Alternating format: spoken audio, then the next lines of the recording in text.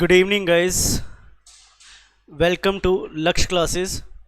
आज से हम स्टार्ट करने वाले हैं हमारा नया system, that is respiratory system या श्वसन तंत्र। श्वसन तंत्र एग्ज़ाम पॉइंट ऑफ व्यू से बहुत इंपॉर्टेंट है। बहुत सारे क्वेश्चन श्वसन से आते भी हैं, चाहे नॉट सेट हो, चाहे एनएचएम हो या ईएसआईसी, रेलवे, सभी कॉम्पिटिटिव एग्ज़ाम्स के लिए रेस्पिरेटरी सिस्टम बहुत इंपॉर्टेंट है। बचपन से हम पढ़ते भी आ रहे हैं, थर्ड फ्लोर क्लास से भी, कि श्वसन क्या है। तो श्वसन के बारे में हम जानेंगे, रेस्पिरेटरी सिस्टम के बारे में हम जानेंगे। रेस्पिरेटरी सिस्टम या जिसे हम कहते हैं श्वसन तंत्र, और वी आर सेइंग श्वसन तंत्र। तो आज जो हम बात करने वाले हैं वो हम बात करने वाले हैं श्वसन तंत्र की। देखिए, अगर हम बात करें श्वसन तंत्र की या रेस्पिरेटरी सिस्टम की, तो यहाँ पर आपको एक डायग्राम दिख रहा है। ये आपका कंप्लीट रेस्पिरेटरी सिस्टम या जिसे आप कहते हो श्वसन तंत्र है। ये आपका श्वसन तंत्र है जिसे आप रेस्पिरेटरी सिस्टम भी कहते हो। अब यहाँ समझिएगा, श्वसन तंत्र की या रेस्पिरेटरी सिस्टम की बात करें तो रेस्पिरेटरी सिस्टम यहाँ नोज से स्टार्ट होता है। सीक्वेंस से चलेंगे हम। नोज जिसे आप नाक कहते हो, फिर आपकी श्वसन ये नोज के बाद नेजल कैविटी है, नेजल कैविटी के बाद नेजल साइनसेस हैं, फिर आपका फेरिंग्स है, फेरिंग्स के बाद फिर लेरिंग्स है, फिर आपका ट्रेकिया है, ट्रेकिया के बाद फिर ब्रोंकाई, ब्रोंक्यूल्स, एल्वुलाई, फिर आपके जो भाग है दैट इज योर लंग्स। ये पूरी बातें जो हैं वो सारा भाग जो है वो आपका श्वसन तंत्र है। चलिए पहले जो बात करते हैं, तो यहाँ पे शुरुआत से स्टार्ट करेंगे हम। सबसे पहले जो बात करेंगे हम देखेंगे अलग अलग भाग की कि श्वसन तंत्र के कितने भाग है। तो श्वसन तंत्र को मेनली दो भागों में बांटा गया है। रेस्पिरेटरी सिस्टम दो भागों में डिवाइड है, ऊपरी भाग एवं निचला भाग। दो भागों में डिवाइड है, ऊपर की तरफ अपर रेस्पिरेटरी सिस्टम और नीचे की तरफ लोअर रेस्पिरेटरी सिस्टम। दो भाग हैं, दोनों ही इंपॉर्टेंट। देखिएगा, ये है आपका ऊपरी और ये है निचला, अपर respiratory system and lower respiratory system. ऊपरी भाग तथा निचला भाग। Good evening Dilkhush. चलिए ऊपरी भाग की बात करें, अपर रेस्पिरेटरी सिस्टम। अपर रेस्पिरेटरी सिस्टम की बात करें तो अपर रेस्पिरेटरी सिस्टम के अंदर आता है एक तो आपका एक्सटर्नल नोज। ये जो आपको भाग दिख रहा है इसको हम क्या कहते हैं, ये आपका नाक है, दिस इज योर नाक। उसके बाद नेजल कैविटी जिसको अपन नसिका गुहा भी कहते हैं, नसिका गुहा या जिसे हम कहते हैं नेजल कैविटी। उसके बाद पेरानेजल साइनसेस, उसके अलावा पेरानेजल साइनसेस हैं, फिर फेरिंग्स हैं, फेरिंग्स के बाद फिर आपका लेरिंग्स है। तो nose, nasal cavity, paranasal sinuses, pharynx and larynx, these are the part of upper respiratory system. ऊपरी श्वसन तंत्र के अंदर नाक आता है, नाक के बाद आपकी नेजल साइनसेस आते हैं, नेजल साइनस के बाद नेजल कैविटी आती है और नेजल कैविटी के बाद फेरिंग्स आता है। तो ये पूरा जो भाग है उसको हम कहते हैं अपर रेस्पिरेटरी सिस्टम। उसके बाद यहाँ ट्रेकिया से लगाकर नीचे तक का भाग पूरा लोअर रेस्पिरेटरी सिस्टम कहलाता है, निचला श्वसन तंत्र कहलाता है। निचले श्वसन तंत्र की बात करें तो इसके अंदर क्या क्या इंक्लूड है, एक तो है आपका ट्रेकिया। आरपीएससी 2007 के अंदर पूछा गया था विंड पाइप किसे कहते हैं, तो इस ट्रेकिया को हम विंड पाइप भी कहते हैं। आरपीएससी 2007 में ये क्वेश्चन आया हुआ है। आरपीएससी 2007 में एक बहुत प्यारा क्वेश्चन पूछा गया, विंड पाइप किसे कहा जाता है, तो विंड पाइप या हवा नलिका किसे कहते हैं, तो हवा नलिका जो है वो आपकी ट्रेकिया है। ट्रेकिया जो है वो आगे चलकर डिवाइड होती है, किस में डिवाइड होती है, ब्रोंकाई के अंदर। ब्रोंकाई फिर आगे जाकर ब्रोंक्यूल्स में डिवाइड होते हैं, तो primary bronchi, secondary bronchi, tertiary bronchi, इस तरीके से अलग अलग भाग बनते हैं और ये अलग अलग भाग टूटते जाते हैं। इस तरीके से ये जो रेस्पिरेटरी ट्रैक्ट ब्रोंकियल ट्री जैसा होता है, जो ट्रैक्ट है वो ब्रोंकियल ट्री जो है उल्टा पेड़ लटकाया हो वैसा लगता है। जो ब्रोंकियल ट्री है वो आपका जस्ट उल्टा पेड़ हो वैसा लगता है। ये आप देख रहे होंगे कि तना हो और ये उसकी ब्रांचेस हैं, जबकि सीधे पेड़ में तना नीचे होता है, ब्रांचेस ऊपर होती है। ठीक है, तो bronchi and bronchioles, then your respiratory bronchioles, alveoli and its part. तो लोअर रेस्पिरेटरी सिस्टम, ट्रेकिया, फिर ब्रोंकाई, ब्रोंक्यूल्स और एल्विलाई, ये आपके लोअर रेस्पिरेटरी सिस्टम को, निचले श्वसन तंत्र को बनाते हैं। ऊपरा श्वसन तंत्र और निचला श्वसन तंत्र। तो श्वसन तंत्र को मेनली दो भागों में बांटा गया है। श्वसन तंत्र दो भागों में बांटा गया, ऊपरा और निचला। ये जो वाला भाग है ये ऊपर का, और यहां से लगाकर नीचे ये निचला श्वसन तंत्र। तो ये दोनों बातें आपको अच्छे समझ में आ गई होगी। अगली बात करते हैं, आगे बढ़ते हैं। नेक्स्ट देखिएगा functions of respiratory system. Respiratory system के क्या क्या फंक्शंस है। तो now we are discussing about functions of respiratory system. Respiratory system क्या क्या कार्य करता है, कार्यों को समझेंगे। क्या कार्य है? तो पहला जो आप सारे लोग जानते हैं, हम ऑक्सीजन को अंदर लेते हैं, कार्बन डाइऑक्साइड को बाहर निकालते हैं।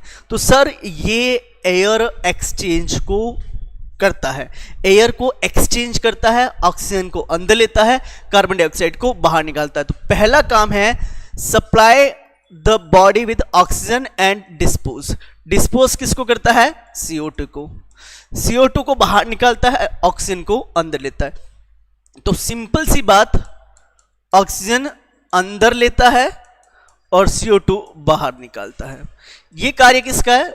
ये आपके लंग्स करते हैं, रेस्पिरेटरी सिस्टम करता है। तो पहला इंपॉर्टेंट कार्य एक्सचेंज ऑफ गैसेस। तो पहली जो बात बताई मैंने, दैट इज जो एक्सचेंज ऑफ गैसेस। तो पहला कार्य है आपका ऑक्सीजन और कार्बन डाइऑक्साइड का आदान प्रदान करता है। ठीक है, उसके बाद फिल्ट्रेशन। यहां पर आपने देखे होंगे ये जो नाक है उसके अंदर बाल होते हैं। ठीक है, फिर अंदर की तरफ जाते हैं तो घुमावदार मार्ग होता है। तो ये जो एयर आ रही है एनवायरनमेंट के अंदर, उसके अंदर डस्ट पार्टिकल्स भी होते हैं। डस्ट पार्टिकल्स हैं, बैक्टीरिया है। तो यहाँ श्लेष्मा ग्रंथियां होती हैं, गॉबलेट सेल्स होती हैं, वो बैक्टीरिया को डिस्ट्रैक्ट करने का काम करते हैं। साथ ही जो आपके हेयर्स हैं, ये हेयर्स क्या करते हैं? ये जो हेयर्स हैं, ये हेयर्स फिल्ट्रेशन का काम करते हैं।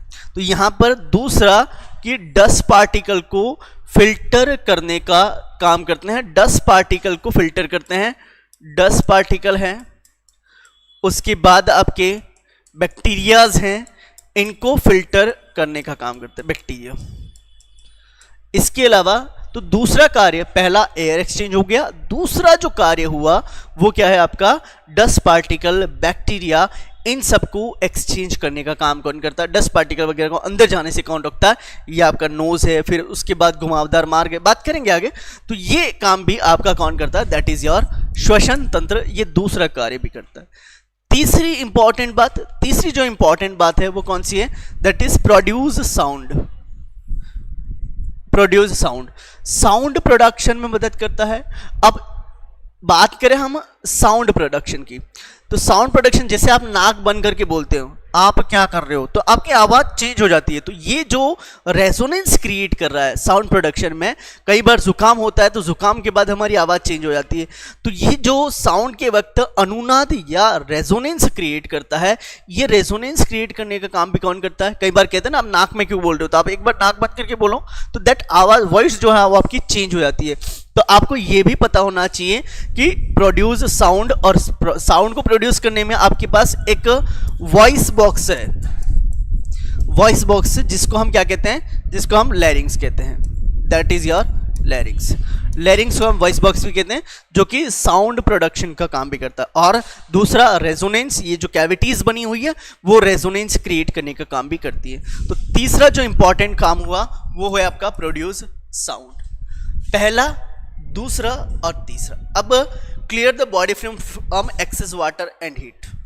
अब यहां समझिएगा, जो कल मैंने बात करी थी बॉडी फ्लूइड्स के बारे में, और बॉडी फ्लूइड्स में आपको एक बात बताई थी मैंने बॉडी फ्लूइड में, तो याद होगा जब आउटपुट बताया था, तो आउटपुट के अंदर मैंने आपको कहा था इनसेंसिबल वाटर लॉस, एक सिंपल सी बात बोली थी, क्या?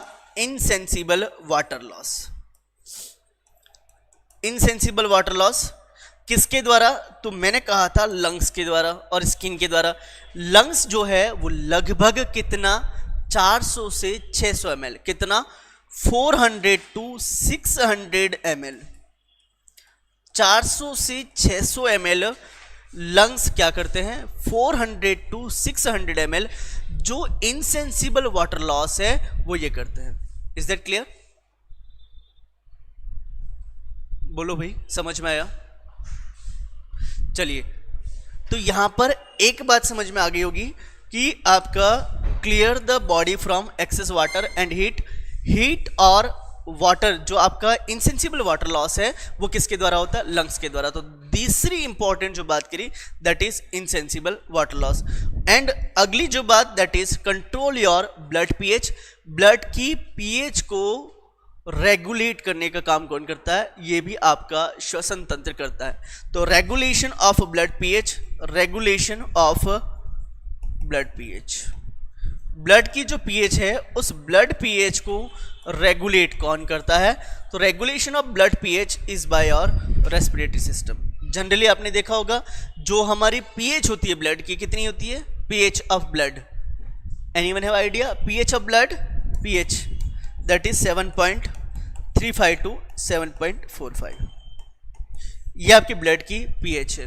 तो ब्लड की पीएच इतनी होती है, इस पीएच को रेगुलेट कौन करता है? तो इस पीएच को रेगुलेट आपका रेस्पिरेटरी सिस्टम करता है। तो ये कुछ बेसिक बातें हैं जो आपको अच्छे से याद रखनी है। तो गाइज ये जो बात करी हमने that is your functions of respiratory system. Respiratory system के फंक्शंस क्या क्या हैं? तो ये आपको बेसिक बातें याद रखनी है। बेसिक बातों में पहला जो गैसेज है उन गैसेज का आदान प्रदान। दूसरी जो इंपॉर्टेंट बात दैट इज व्हाट, जो दूसरी बताई मैंने, फिल्ट्रेशन ऑफ एयर। जो एयर है उसको फिल्टर करने का काम भी आपका श्वसन तंत्र करता है। तीसरी इंपॉर्टेंट बात प्रोड्यूस साउंड, लैरिंग्स जो वॉइस बॉक्स है वो साउंड प्रोड्यूस करता है। उसके बाद चौथी बात clear the body from excess water and heat, body से जो इनसेंसिबल वाटर लॉस होता है वो, और उसके बाद है ब्लड की पीएच को कंट्रोल करता है। तो ये कुछ बेसिक बातें हैं जिनको हमने डिस्कस किया। तो यहाँ पर जो बात आपको याद रखनी है वो क्या है? जो बेसिक बात आपको याद रखनी है that is what are the functions of respiratory system. Functions of respiratory system, तो रेस्पिरेटरी सिस्टम के क्या कार्य है ये आपको मैंने बहुत अच्छे से बता दिए। चलिए आगे बात करते हैं, अगली इंपॉर्टेंट बात की तरफ चलते हैं। अगली इंपॉर्टेंट बात दैट इज योर नोज। अब आते हैं अपन नाक। ये आपको आपकी नाक नजर आ रही है और इस नाक को हम डिस्कस करेंगे। तो एक एक को पढ़ेंगे। पहले हम ऊपरी श्वसन तंत्र को पढ़ेंगे, उसके बाद हम निचले श्वसन तंत्र को पढ़ेंगे। तो पहले जो बात करेंगे वो हम बात करेंगे ऊपरी श्वसन तंत्र और निचला श्वसन तंत्र। तो सबसे पहले ऊपरी श्वसन तंत्र जिसको हम कहते हैं अपर रेस्पिरेटरी सिस्टम। अपर रेस्पिरेटरी सिस्टम, अपर रेस्पिरेटरी सिस्टम जिसके अंदर आपके अलग अलग भाग हैं। पहला भाग जो है वो है आपका नोज, उसके बाद नेजल साइनस, नेजल साइनस के बाद नेजल कैविटी।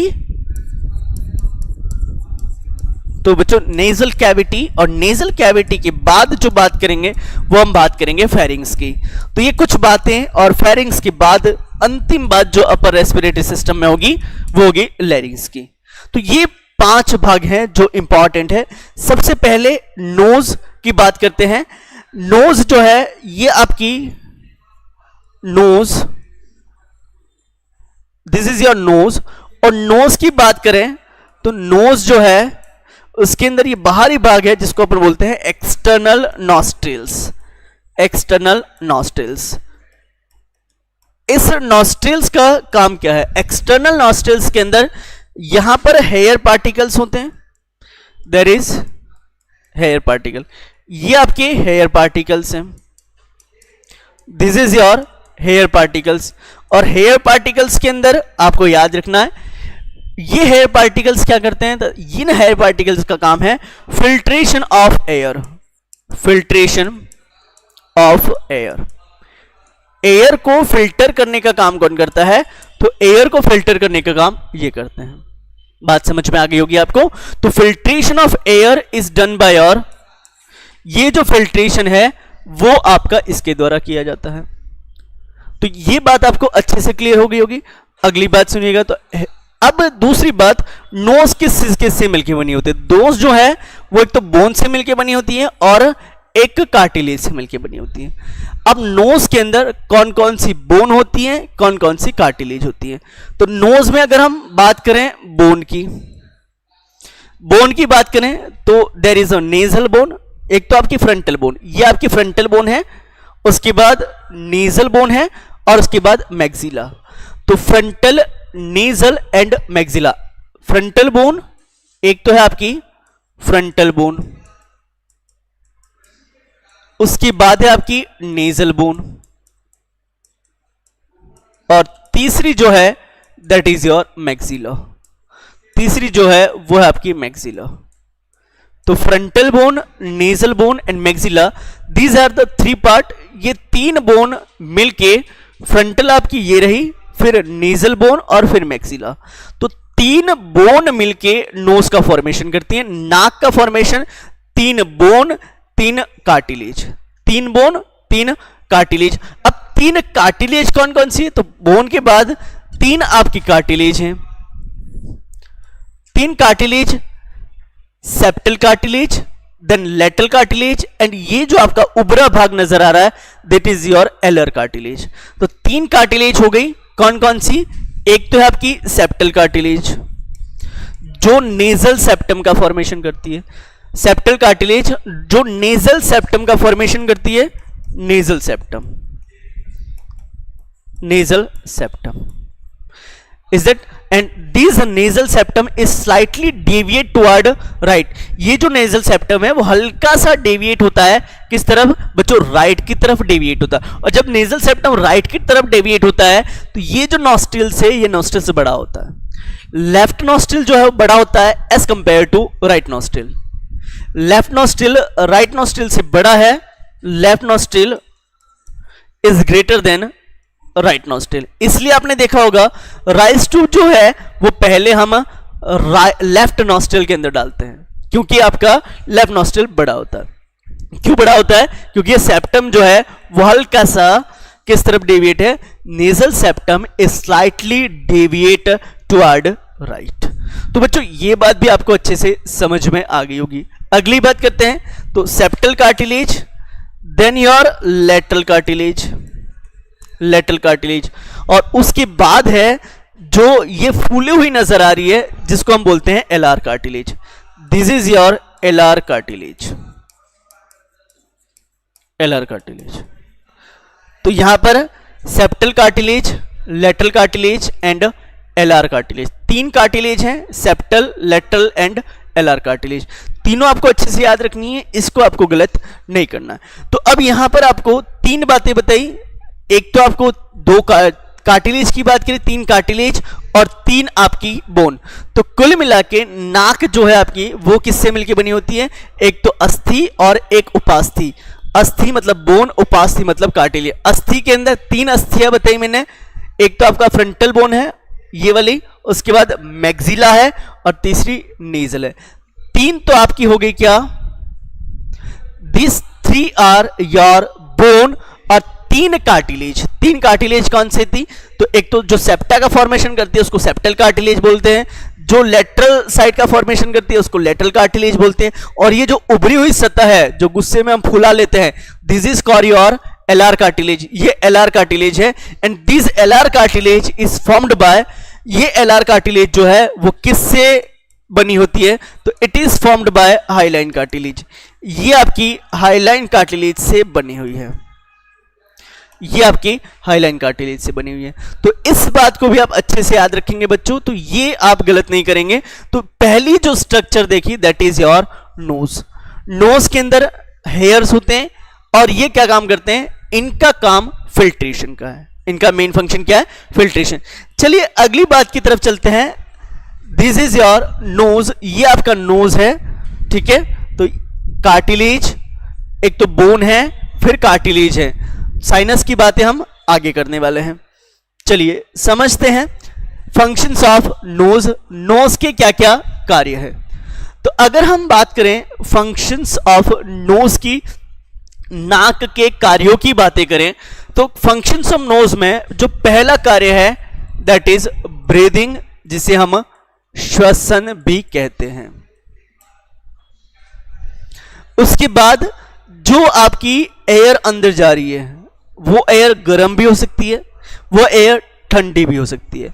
तो maintain the temperature of inspired air, body temperature के इक्विवेलेंट कर देती है। जो भी अगर आपका एयर का टेम्परेचर ज्यादा है या कम है उसको बॉडी टेम्परेचर के बराबर करती है। तो दूसरा air condition of inspired air, that means कि जो भी आपके श्वसन की एयर है इस हवा के तापमान को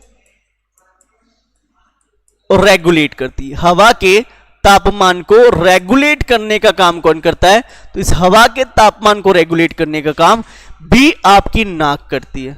तो नाक का जो दूसरा important air conditioning of inspired air. इसके बाद प्रोटेक्शन ऑफ लोअर एयरवे, जो नीचे वाला एयरवे है उसको प्रोटेक्ट करता है। कैसे करता है? तो जो बैक्टीरिया वगैरह अंदर जाते हैं उनको जाने से रोकता है। Ventilation and drainage of paranasal sinuses, आपने देखा होगा जुकाम के अंदर भर भर के पानी आता है, ठीक है। तो ये जो पानी आ रहा है वो कहां से आ रहा है? तो जो पेरानेजल साइनसेस वगैरह में है, जो यहां फ्लूइड इकट्ठा हुआ है उस फ्लूइड को ड्रेन करने का काम भी कौन करता है? ये भी आपकी नाक करती है। और अगला जो इंपॉर्टेंट भाग दैट इज सूंघना, ऑल्फैक्शन, सूंघने का कार्य भी सूंघना। Is that clear?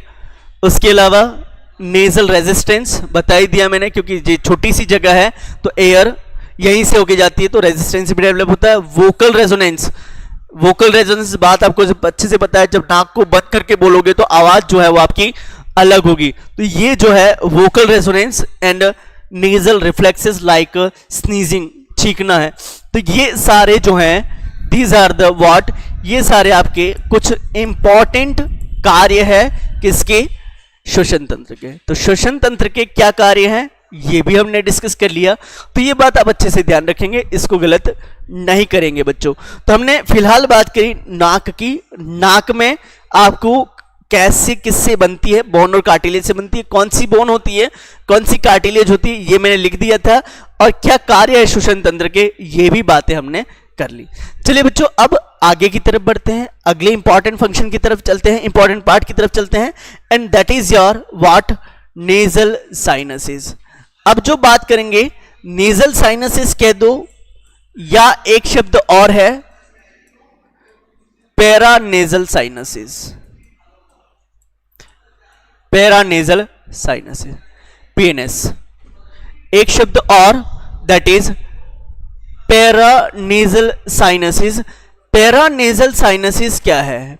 पीएनएस क्या है? पैरानेजल साइनसेस किससे बनते हैं? तो फेस की बोन के आर्टिकुलेशन से ये पैरानेजल साइनसेस बनते हैं। पहली बात, सबसे इंपॉर्टेंट बात, formed by articulation of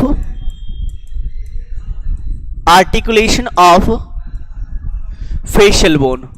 facial bone के जुड़ने से, फेस की बोन के जुड़ने से इस नेजल साइनसेस का फॉर्मेशन होता है। तो नेजल साइनसेस का बच्चों फॉर्मेशन किससे होता है? यहां पे बच्चों याद रखिएगा, नेजल साइनसेस का फॉर्मेशन किससे होता है?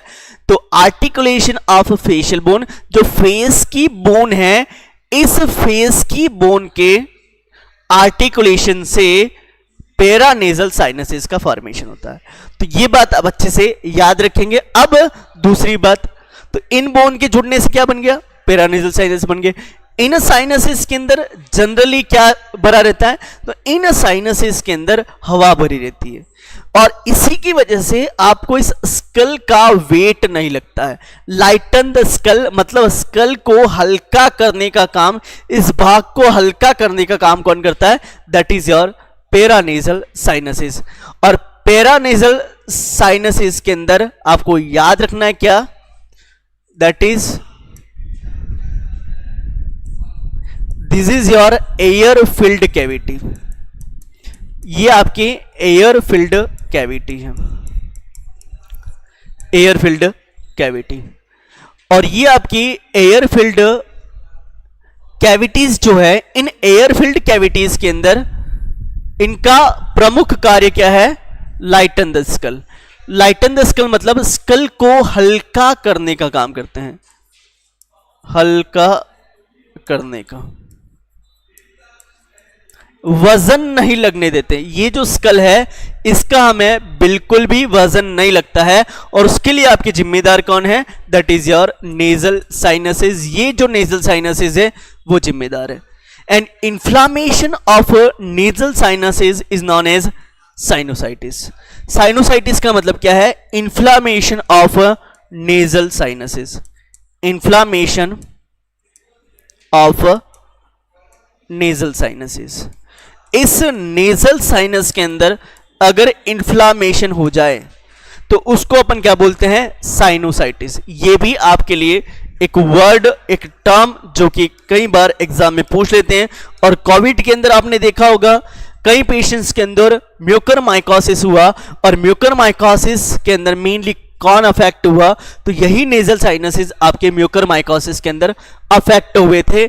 याद होगा आपने म्यूकरमाइकोसिस सुना होगा नाम, फंगल इन्फेक्शन जो हुआ था। म्यूकरमाइकोसिस एक प्रकार का फंगल इन्फेक्शन है, फंगल इन्फेक्शन। ये म्यूकरमाइकोसिस आपका एक प्रकार का फंगल इन्फेक्शन है जो कि इन्हीं साइनसेस के अंदर इन्फेक्शन हुआ था। और वो भी किसकी वजह से? वो भी आपकी जो इंडस्ट्रियल एयर है उसके यूटिलाइजेशन की वजह से। इंडस्ट्रियल एयर जो है, इंडस्ट्रियल ऑक्सीजन यूज की गई थी, और उसी की वजह से म्यूकरमाइकोसिस जो डायबिटिक पेशेंट है उनके अंदर डेवलप हुआ था। तो ये बात आप अच्छे से याद रखेंगे। ये भी कई बार पूछ लेते हैं, पिछली बार भी पूछा गया था म्यूकरमाइकोसिस के बारे में, कॉम्पिटिटिव एग्जाम के अंदर क्वेश्चन आ रखा है। चलिए आगे बढ़ते हैं, अगली इंपॉर्टेंट बात। तो नेजल साइनसेस के बारे में बेसिक बात बता दी। एयर फिल्ड कैविटी है, बोन के आर्टिकुलेशन से बनती हैं, और मुख्य कार्य इनका इस जो स्कल है उसको लाइट करने का काम करती है, हल्का करने का काम करती है, इसका वेट हमें नहीं लगने देती है। ठीक बात। तो ये आपको क्लियर कंसेप्ट समझ में आ गया होगा। अब एक क्वेश्चन जिपमेर के अंदर पूछा गया था, वो ये था, जिपमेर के अंदर एक क्वेश्चन आया था। क्वेश्चन ये था, which of the following is not a, which of the following is not a nasal sinus? निम्न में से कौन सा नेजल साइनस नहीं है? एक बहुत प्यारा क्वेश्चन जो आया था, निम्न में से कौन सा नेजल साइनस नहीं है? कौन सा नेजल साइनस नहीं है? Option A frontal sinus, option B maxillary sinus, option C mandibular sinus, option D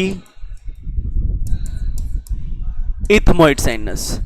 बहुत प्यारा क्वेश्चन जो जिपमेर के अंदर पूछा गया था, निम्न में से कौन सा नेजल साइनस नहीं है? तो सही जवाब क्या होगा बच्चों? Option A frontal, B maxillary, C mandibular, D ethmoid. What is the right answer? तो सही जवाब होगा आपका दैट इज मैंडिबुलर साइनस। ये किसी प्रकार का नेजल साइनस नहीं है, इस बात को आप अच्छे से याद रखेंगे, दिस इज इंपॉर्टेंट। ठीक है, तो कुल मिला के नेजल साइनस 4 होते हैं। 4 नेजल साइनस कौन कौन से?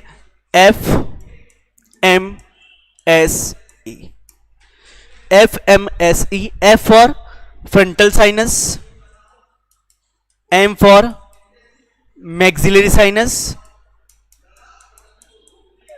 S for sphenoid sinus, and E for ethmoid sinus. These are the 4 sinuses, ये 4 साइनसेस है, F for frontal, M for maxillary, S for sphenoid, E for ethmoid.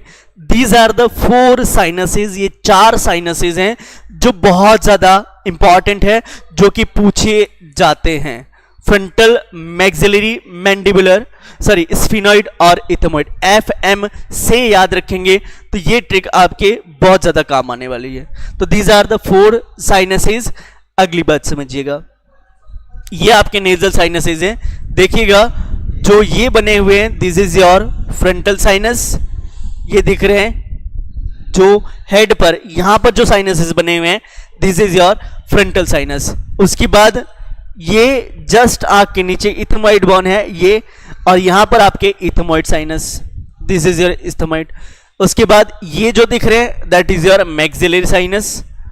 और लेटरली बात करें तो ये कान के जस्ट इस तरफ, ये आपका यहां पर जो है वो आपके स्फिनॉइड साइनस। तो कुल मिला के 4 साइनसेस कौन कौन से, पहला फ्रंटल साइनस, दूसरा इथमोइड साइनस, तीसरा मैक्सिलरी साइनस और चौथा स्फिनोइड साइनस।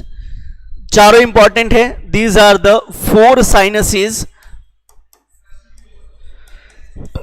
साइनसेस से एक क्वेश्चन आएगा, कौन से साइनसेस होते हैं, कौन सा साइनस नहीं है, ये भी पूछा हुआ है जिपमेर के अंदर, बता दिया था मैंने अभी आपको क्वेश्चन। तो ये कुछ बेसिक बातें हैं जिनके बारे में आपको पता होना चाहिए। तो हमने नोज पढ़ा, नोज के बाद हमने बात करी नेजल साइनसेस की। साइनसेस हमने 4 पढ़ लिए।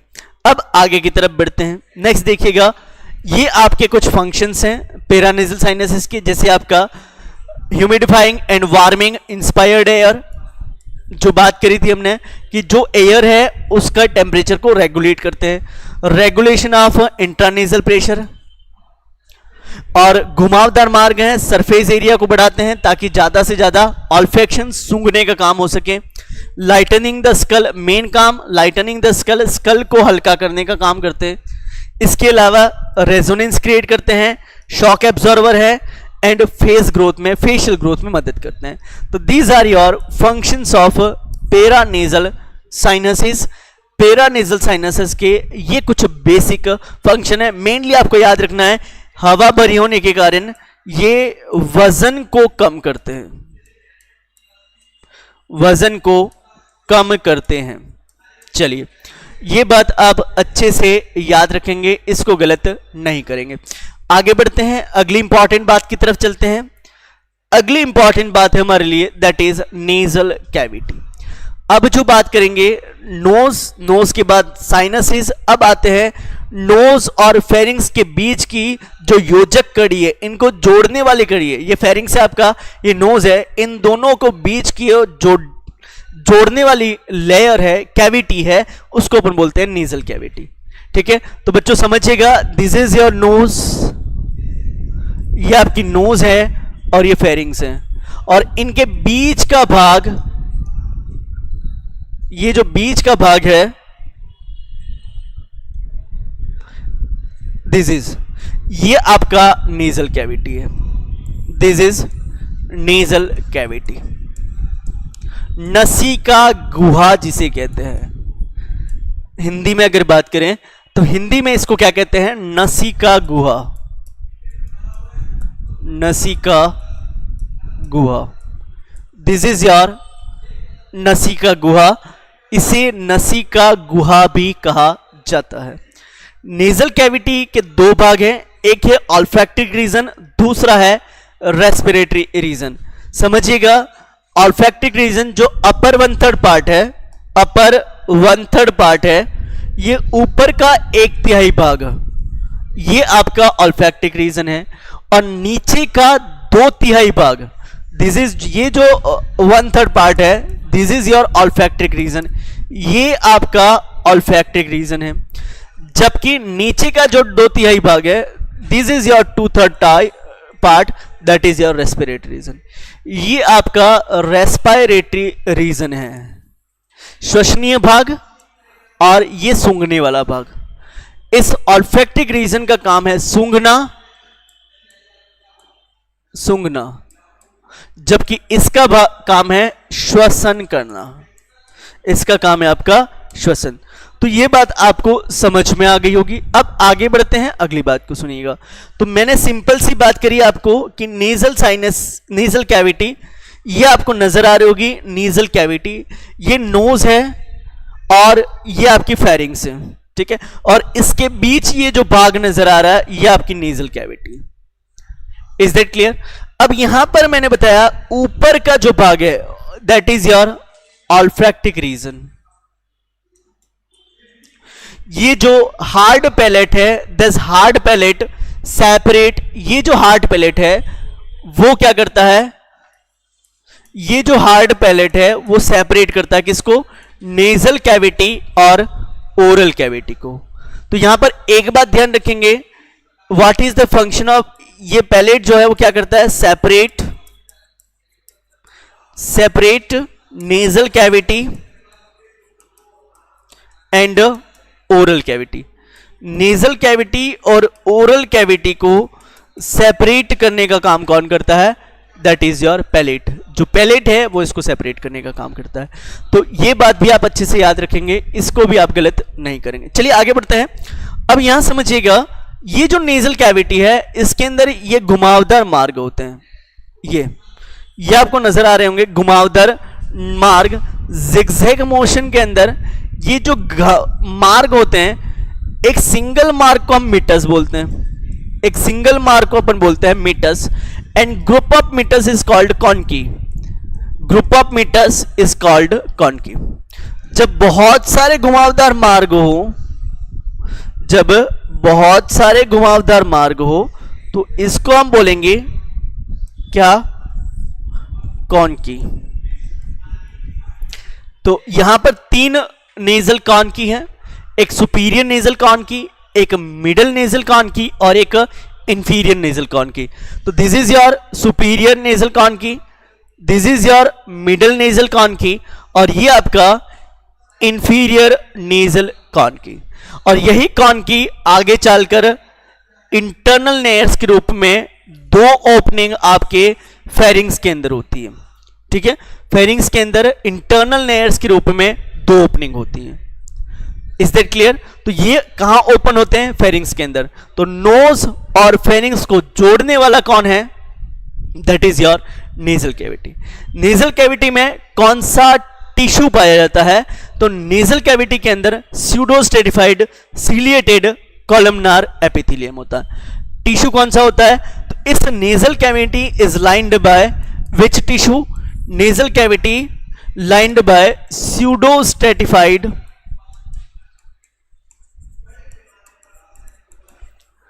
ciliated columnar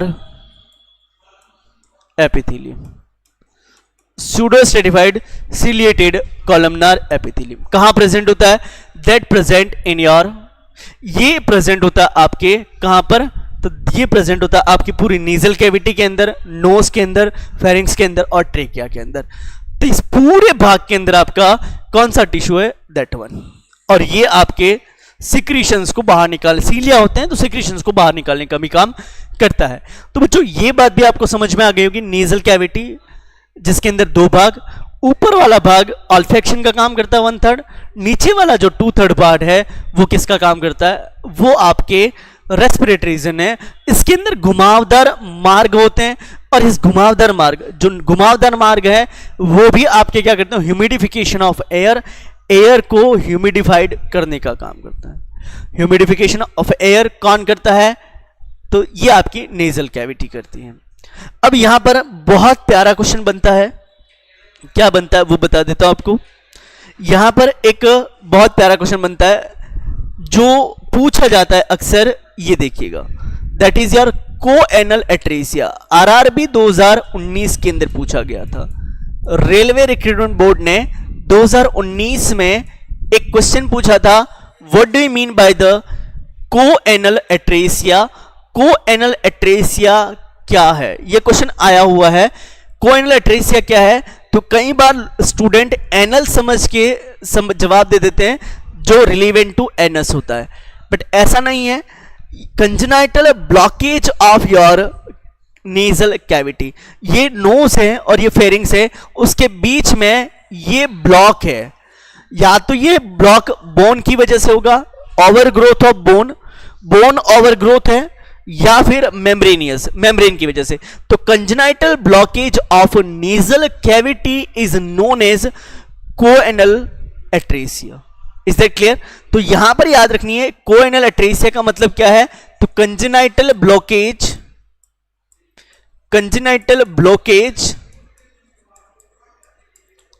of nasal cavity. Nasal cavity का जो कंजेनाइटल ब्लॉकेज है उसको अपन क्या बोलते हैं? वी आर कॉलिंग इट, हम इसे क्या कहते हैं? हम इसे कोएनल एट्रेसिया कहते हैं। बहुत ही प्यारा, बहुत ही शानदार क्वेश्चन जो कि कॉम्पिटिटिव में पूछा जा सकता है। कोएनल एट्रेसिया, तो कोएनल एट्रेसिया का सीधा सा मतलब है congenital blockage of nasal passage, जो आपका नेजल पैसेज है या नेजल कैविटी। अब ये दो तरीके से हो सकता है, या तो ये बोनी हो सकता है या फिर ये मेम्ब्रेनियस भी हो सकता है। मेम्ब्रेन से बोन जरूरी नहीं है, एक पतली झिल्ली भी हो सकती है। झिल्ली के द्वारा भी हो सकता है या अस्थि के द्वारा भी हो, झिल्ली से भी हो सकता है और अस्थि के द्वारा भी हो सकता है। तो ये बात आप अच्छे से याद रखेंगे regarding what, regarding your choanal atresia. तो ये बात समझ में आ गई होगी। आगे बढ़ते हैं, अगली बात को सुनिएगा। Now we are moving toward the functions of nasal cavity. Nasal cavity के क्या क्या कार्य है? Provide an airway for respiration, ठीक है, moisturise and warm entering air, मैंने अभी बताया कि जो एयर है उसको मॉइस्चराइज करने का काम करती है। Filtration of air, resonance and order को डिटेक्ट करती है। तो ये कुछ बेसिक बातें हैं that is regarding nasal cavity. तो तीन बातें जो मुख्यतः हमने डिस्कस करी। पहली जो बात पड़ी वो क्या पड़ी? सबसे पहली बात जो करी हमने that is about nose. Nose के बाद हमने बात करी नेजल साइनस, नेजल साइनस के बाद बात करी नेजल कैविटी। तीन बातें हम समझ गए। अब जो बात करेंगे अगली वो हम करेंगे फेरिंग्स की।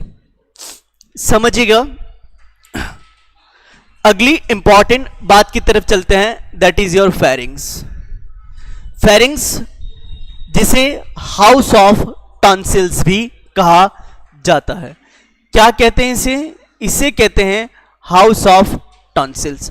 टॉन्सिल्स का घर भी कहते हैं, टॉन्सिल्स का घर। तो इसे टॉन्सिल्स का घर भी कहते हैं।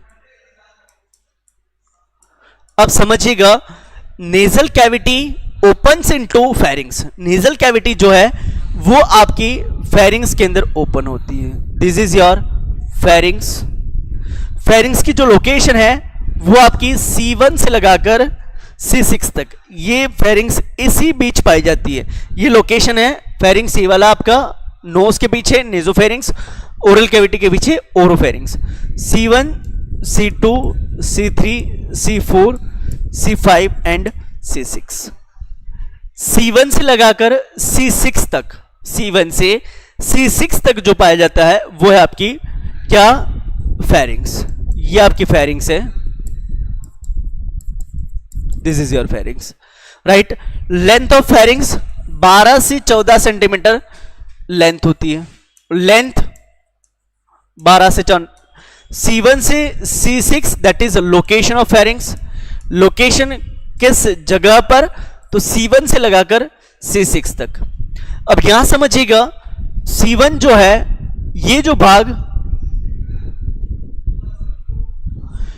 C1 वाला भाग nasopharynx, C2, C3 oropharynx, C4, C5, C6 लैरिंगोफेरिंग्स।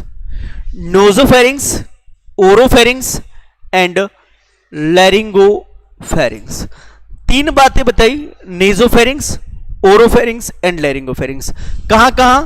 C1 level पर आपका नेजोफेरिंग्स होता है, C2, C3 लेवल पर आपका ओरोफेरिंग्स होता है और C4, C5, C6 लेवल पे आपका लैरिंगोफेरिंग्स होता है। लैरिंगोफेरिंग्स नाम ही इनको ऐसे दिए, नोज के पीछे है इसलिए नेजोफेरिंग्स, ओरल कैविटी के पीछे है इसलिए ओरोफेरिंग्स, और लैरिंग्स के पीछे है इसलिए लैरिंगोफेरिंग्स। तीनों नाम उनकी एडजेसेंट स्ट्रक्चर के बेस पे ही दिए गए हैं। Is that clear? नोज था तो नेजोफेरिंक्स कह दिया, ओरल कैविटी थी तो ओरोफेरिंक्स कह दिया, लैरिंग्स था तो लैरिंगोफेरिंक्स कह दिया। अब इस लैरिंगोफेरिंक्स के नीचे ये जो है फेरिंग्स हो गया, इस फेरिंग्स के नीचे क्या होता है? तो इस फेरिंग्स के नीचे आपका होता है ईसोफेगस, ईसोफेगस, ठीक है। और यहां पर आपका आगे की तरफ ट्रेकिया। तो ये बात अभी पढ़ने वाले हैं। एडजेसेंट स्ट्रक्चर जो है वो देख लेते हैं, समझिएगा। फेरिंग्स, ये हो गया आपका फेरिंग्स। फेरिंग्स हमने पहले बात करी थी, फेरिंग्स के सुपीरियर क्या होता है? फेरिंग्स के सुपीरियर, ये जो फेरिंग्स वाला पार्ट है ये पूरा आपका भाग आ गया, ये नेजल कैविटी। तो फेरिंग्स के ऊपर आपका ये कैविटीज और ये वाले भाग आ गए। इंफीरियर, सुपीरियर के बाद इंफीरियर। इंफीरियर मतलब नीचे की तरफ, नीचे की तरफ होता है ईसोफेगस। एंटीरियर, एंटीरियर की बात करें तो एंटीरियर में आपको बता दिए नेजोफेरिंग्स के आगे, किसके पीछे आगे है? नोज, ओरल कैविटी और लैरिंग्स, ये एंटीरियर पार्ट में है। इस फेरिंग्स के आगे की तरफ क्या है? तो इस फेरिंग के आगे की तरफ नोज भी है, ओरल कैविटी है और लैरिंग्स है। इस फेरिंग्स के पीछे की तरफ तो that is your cervical vertebra, हमने लोकेशन ही बताई है। तो पीछे की तरफ क्या प्रेजेंट होता है? Cervical vertebra. तो ये पीछे की तरफ आपको जो नजर आ रही है दैट इज योर सर्वाइकल नेक, नेक, या जिसे आप कहेंगे cervical vertebra, cervical, cervical vertebra जो कि पीछे की तरफ होती है। सर्वाइकल वर्टिब्रा जो कि पीछे की तरफ होती है, और यही सर्वाइकल वर्टिब्रा C1 से C6 तक होती है, ठीक है। और ये पीछे की तरफ होती है। उसके बाद आगे की तरफ नोज, ओरल कैविटी और लैरिंग्स। नीचे की तरफ इस फेरिंग्स के नीचे ईसोफेगस होता है। फेरिंग्स के ऊपर आपको बता दिया नीजल कैविटी है, राइट ना, और ये आपका ऊपर वाला भाग। तो ये हो गया आपका structure, adjacent structure of your pharynx. Pharynx की एडजेसेंट स्ट्रक्चर कौन कौन सी है? तो फेरिंग्स की एडजेसेंट स्ट्रक्चर ये है।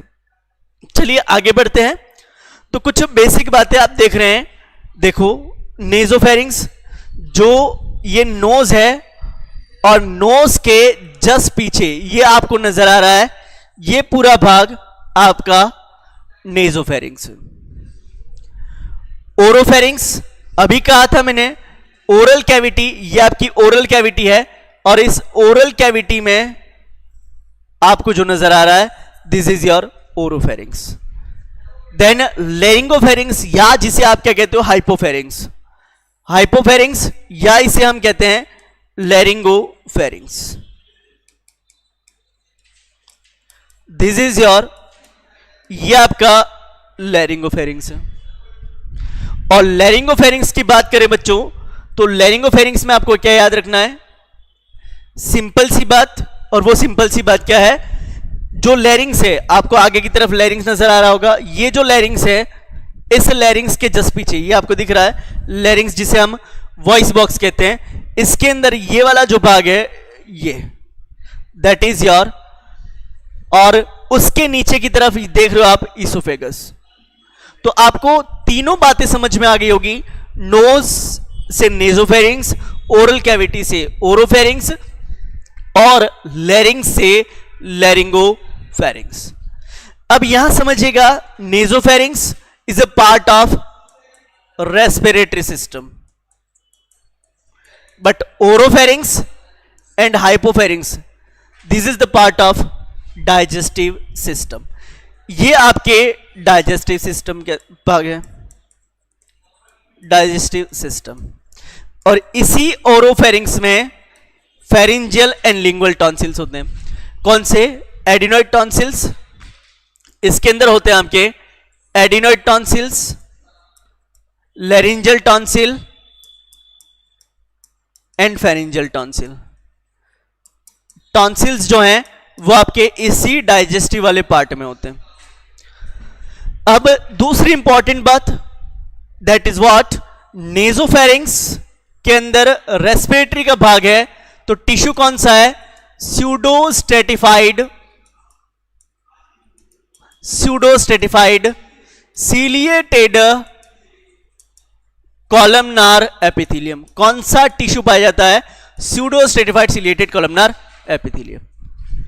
जबकि ओरोफेरिंग्स एंड लैरिंगोफेरिंग्स, इनके अंदर कौन सा टिश्यू होता है, इनके अंदर बताइएगा, तो इनके अंदर जो टिश्यू होता है दैट इज, इनके अंदर कौन सा टिश्यू प्रेजेंट होता है, तो यहां पे आप याद रखेंगे, यहां पर जो टिश्यू प्रेजेंट है वो है आपका non keratinized stratified squamous epithelium, non keratinized stratified squamous epithelium which is present where, oropharynx and hypopharynx, और यही टिश्यू कंटिन्यू होता है इसोफेगस के अंदर। That's why this is the part of your digestive system. तो नेजोफेरिंग्स जो कि आपका रेस्पिरेटरी का पार्ट है, क्योंकि यहां पर टिश्यू कौन सा है, स्यूडोस्ट्रेटिफाइड सीलिएटेड कॉलमनार एपिथेलियम। जबकि oropharynx and hypopharynx is the part of digestive system, क्योंकि इसके अंदर कौन सा टिश्यू है, which is present in oesophagus, non keratinized stratified squamous epithelium. तो ये बात भी आपको बड़े आराम से समझ में आ गई होगी। तो बच्चों ये जो बात करी मैंने दैट इज अबाउट फेरिंग्स। तो फेरिंग्स के बारे में आपको करीब करीब सारी बात क्लियर होगी। सिंपल सी बात बताई मैंने, फेरिंग्स के अंदर जो बातें डिस्कस करी, हाउस ऑफ टॉन्सिल, C1 से C6 तक लोकेशन, 12 से 14 सेंटीमीटर इसकी लंबाई होती है, 3 भागों में डिवाइड होता है, नेजोफेरिंग्स, ओरोफेरिंग्स एंड लैरिंगोफेरिंग्स। फेरिंग्स के ऊपरी वाले भाग में, नेजोफेरिंग्स में ओपनिंग जो है, 2 तो यूस्टेकियन ट्यूब ओपन होती हैं, 2 नेयर्स ओपन होते हैं, एक ओरल कैविटी की ओपनिंग होती है। तो इस तरीके से 5 ओपनिंग जो है वो आपकी इस नेजोफेरिंग्स के अंदर होती है, Eustachian tube, नेयर्स and oral cavity, 5 opening present in your nasopharynx. तो ये कुछ बेसिक बातें हैं जिनके बारे में आपको पता चल गया होगा। तो ये जो बातें करी that is about your pharynx. आगे देखते हैं, नेक्स्ट समझिएगा, अगली जो बात करेंगे हम वो बात करेंगे लैरिंग्स की। लैरिंग्स जिसे हम क्या कहते हैं, वॉइस बॉक्स भी कहते हैं। लैरिंग्स जिसे वॉइस, आवाज तंत्र, आवाज निकालने वाला जो तंत्र है उसे लैरिंग्स कहते हैं। लैरिंग्स देखिएगा, यहां जो हमने बातें करी ये आपका लैरिंग्स है, ये आप देख रहे होंगे, दिस इज योर लैरिंग्स, ये आपका लैरिंग्स है। और लैरिंग्स की अगर बात करें तो लैरिंग्स के आप ऊपर देख रहे हैं तो ये हायोइड बोन है, दिस इज योर, यहां हायोइड बोन होती है। इसके पीछे बात करें, आप देख रहे हैं ये लैरिंग्स है, और इसके पीछे की तरफ ये भाग दैट इज योर इसोफेगस और आपका ये लैरिंगोफेरिंग्स। तो लैरिंगोफेरिंग्स और इसोफेगस ये दोनों इस लैरिंग्स के पीछे होते हैं। लैरिंग्स के नीचे क्या होता है, तो इस लैरिंग्स के नीचे आपको पता है ट्रेकिया होता है। तो ट्रेकिया इंफीरियर, सुपीरियर क्या है, तो सुपीरियर आपकी हायोइड बोन है। और उसके बाद अगर हम बात करें पोस्टीरियर, तो पोस्टीरियर की तरफ आपका लैरिंगोफेरिंग्स और इसोफेगस है। एंटीरियर में बात करें तो ये आपकी नेक है, this is your neck muscle. Is that clear? तो बात आपको समझ में आ गई होगी, सिंपल सी बातें हैं लैरिंग्स की। तो लैरिंग्स की जो सिंपल सी बातें करी, वो सिंपल सी बातें क्या क्या लैरिंग्स समझ लीजिएगा।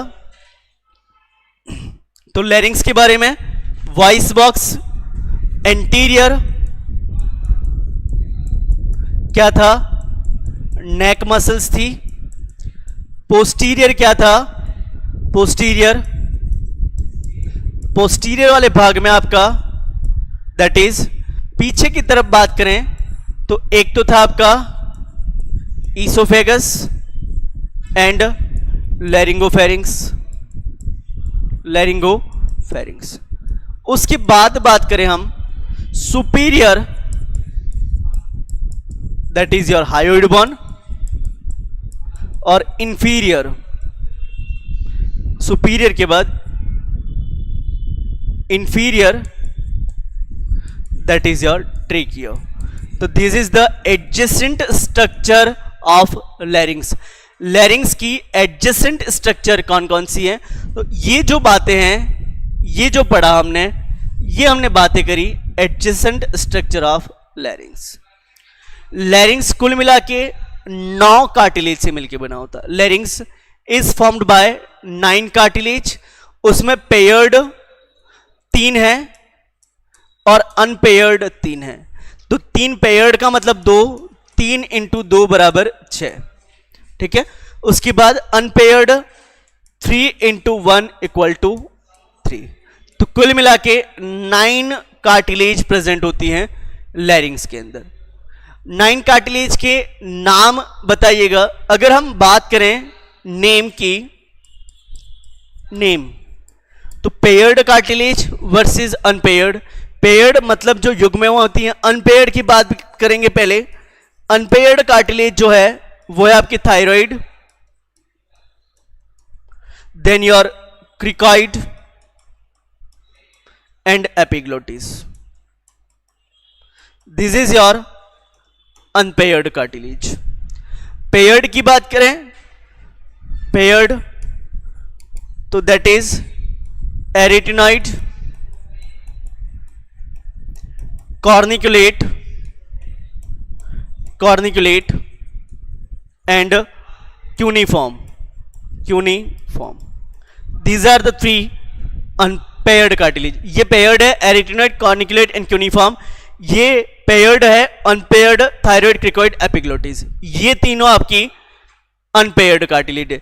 तो अनपेयर्ड 3 × 1, पेयर्ड 3 × 2 6। कुल मिला के आपकी कितनी हो गई? 9 कार्टिलेज। कुल मिला के आपकी 9 कार्टिलेज हो गई। समझिएगा यहां पर, दिस इज योर 9 कार्टिलेज। ये आपको जो नजर आ रही है ये एपिग्लोटिस है, जो कि आपकी सिंगल कार्टिलेज है। ये एपिग्लोटिस जो कि सिंगल। उसके बाद आपको ये जो नजर आ रही है ये आपकी थायराइड कार्टिलेज। ये तो हो गई आपकी एपिग्लोटिस। ये आपको नजर आ रही है थायराइड कार्टिलेज, और थायराइड कार्टिलेज भी आपकी सिंगल कार्टिलेज है। उसके बाद अगर हम बात करें क्रिकॉइड कार्टिलेज की, तो आपको यहां पर जो दिख रहा है this is your cricoid cartilage. ये भी आपकी सिंगल कार्टिलेज है। Is that? उसके बाद एरिटिनॉइड कार्टिलेज, ये आपको जो नजर आ रही है दिस इज योर एरिटिनॉइड कार्टिलेज। और एरिटिनॉइड कार्टिलेज 2 होती है, एक ये रही, एक ये रही। तो एरिटिनॉइड 2। उसके बाद ये छोटी सी आपको नजर आ रही है दैट इज कॉर्निकुलेट। ये भी आपको नजर आ रही है, 1 और 2, ये कॉर्निकुलेट। और एक और होती है दैट इज क्यूनिफॉर्म, और वो भी संख्या में 2 होती है, 1 2 3 4 5 6 7 8, और ये कुल मिला के होगी आपकी 9 कार्टिलेज। ये कुल आपकी कार्टिलेज कितनी हुई? तो this is your total 9 cartilage, ठीक है। तो आज हमने लैरिंग्स की बेसिक पार्ट को डिस्कस किया। कल हम इन कार्टिलेज के बारे में पढ़ने वाले हैं। आई होप कि आपको ये पूरा लेक्चर अच्छे से समझ में आ गया होगा। तो कल ठीक इसी समय मिलते हैं, तब तक के लिए bye bye. Great time, great day ahead.